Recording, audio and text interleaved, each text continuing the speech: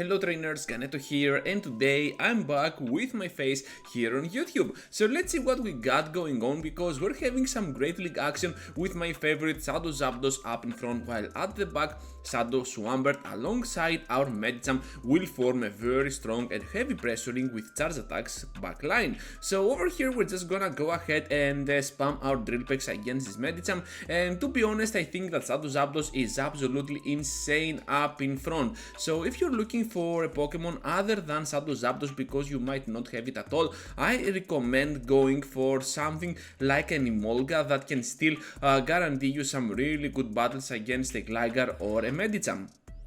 So with that in mind now, Swampert is just gonna take out this Charizard with ease, and now Zapdos can definitely return into the battle and of course finish off this poor Medicham as long as we can overfarm a little bit more extra. So by seeing the Charizard makes me think that at the back perhaps they have either a Skeletrich or something like a Pelipper over here, and to our good fortune, yeah, we're gonna get the one shot against this Pokemon with a simple Thunderbolt. Into the next one now, and of course you're gonna see that we have a Gligar. So yeah, this is why you need a Pokemon like Zapdos or Emolga up in front. You can definitely counter all those good leads that you're gonna get, because Gligar, literally whatever it throws is just gonna be not very effective, so you can definitely play around that. At this point, aerial ace has to be respected, of course, and because we can outspeed as always to the next charge attack, we're just gonna get there to the drill peck to finish them off right on time. Unfortunately for us, they are gonna have a Cofagrigus and they can farm down before we reach to the drill peck. Doesn't matter at all, we can still come into the battle with our Swampert. And over here we have definitely flipped around that very bad lead that we could have had otherwise. Actually switched, not even a lead, because since we have avoided that ghost type with our Medicham, we're looking pretty strong, to be honest. So right here they have a Poliwrath, and this Shadow Poliwrath is gonna do so much damage with that Scald. However, they end up going for the Ice Punch, which was kinda weird and made me think that perhaps they do not even have a Scald. Down goes to our following counters, and right after we have the move ready to go to thread that Cofagrigus out of existence, and of course we had some energy I believe on the Swampert, so that is gonna be an easy victory for our team.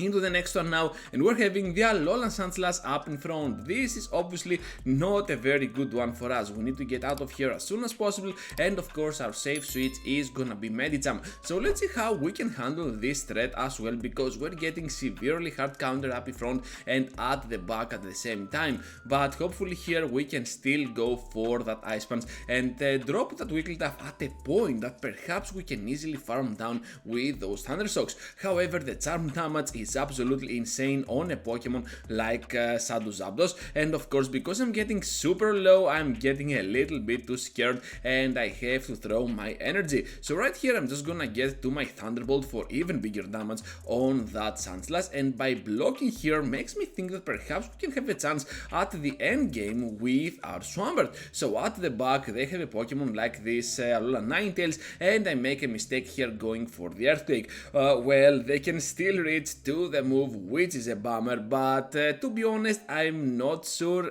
if that was a mistake, because still I don't think that we have played it a little bit different here. The Earthquake was our only chance if we wanted to have any chance at all.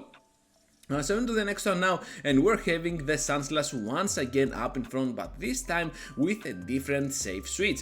This time we're gonna have the battle against the Bug type Pokemon on the face of this Charjabug, and yeah, this is not looking that great at all. So we're gonna get hit by another move, as I was trying to bait a shield here, but that was not gonna happen, and right after we can still reach to the Psychic. They are gonna take it. This is a very bad call by my opponent, because now we might actually have a chance at whatever lies at the back. However, though, I know that I cannot bring my Swampert yet into the battle. Perhaps they have a double bug or whatever at the back, I don't know, perhaps a double electric, so that's why I want to preserve my HP of that Swampert, and still we can always outspeed to those drill packs.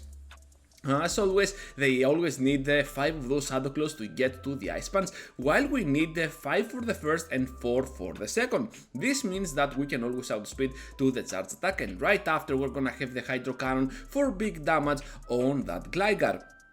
Of course, this Sunslash will stand no chance up against us, and of course the Hydrocan will sum things up for this battle. Hopping now into the next one, and we're having a Cresselia up in front. Okay, this is getting out of hand because this Pokemon is super good up against our team. Not only can tank the moves from our Zapdos, but also it has access to a move like Moonblast for our fighter, or even Grass Knot for our Mudboy. So definitely kind of a core breaker for our team. So over here now we're having this Registeel, and I'm just gonna bring not my Swampert because it is standing like a very good closer for any endgame, to be honest, and instead we're gonna bring our Medicham as we're trying to completely farm down. However, they're getting super low at a point that we might actually get the chance to complete the farm down with one of our two remaining Pokemon. So over here I'm just gonna return to the battle with my Zapdos because we can charge up so much energy, and even if they return here with their Cresselia, we can still do a lot of damage on that Pokemon with our Thunderbolt.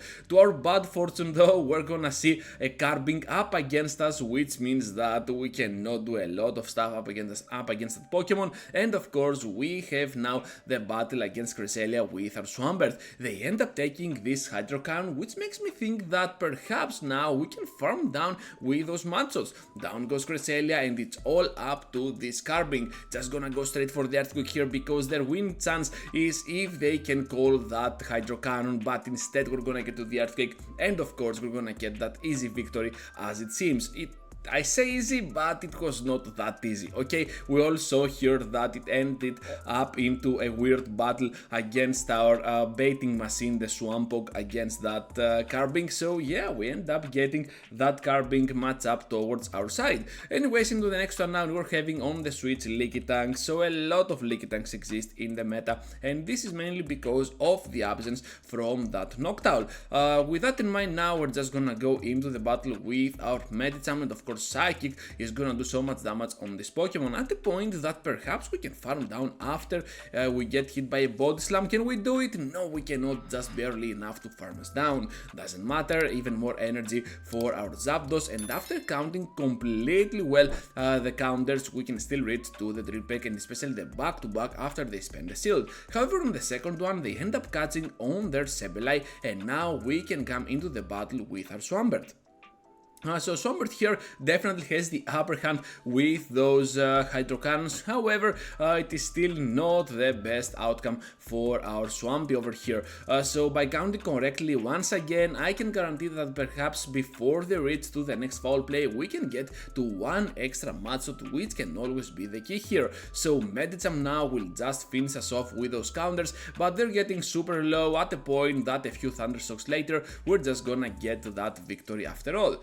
Into the final one now, trainers, and we're having Umbreon up in front. So this is looking kinda scary like it did with that Cresselia. However, the backline can still go pretty rough even against a threat like this Umbreon, because we're having not only Swampert, which is the Swampog of Great League, but also our Medicham, which is a fighting type Pokemon. We end up catching a move on our Medicham, which is pretty neat. Whenever you can catch a move on your Medicham, it is always gonna help you, either your Emolga or your Zapdos with great success. Over here now, Azumarill is gonna get to the Ice Beam, not even the Play Rough, and this gives me some time to think and of course reach to that Psychic and guarantee the knockout with our Ice Punch, which is gonna provoke the shield after all.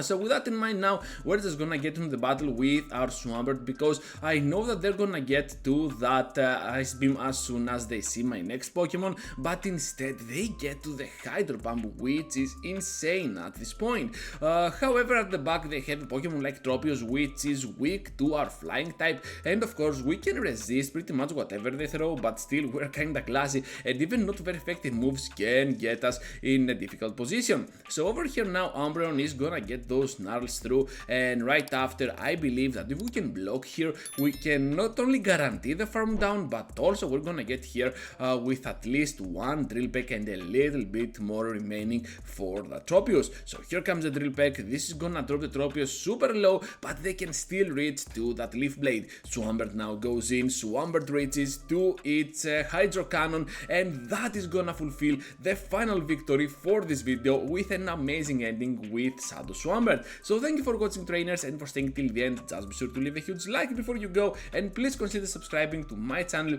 if you want to see more of my content here on YouTube. And speaking of more of my content, I have 2 videos for you to check out. Feel free to check them out, and I will see you all into the next one.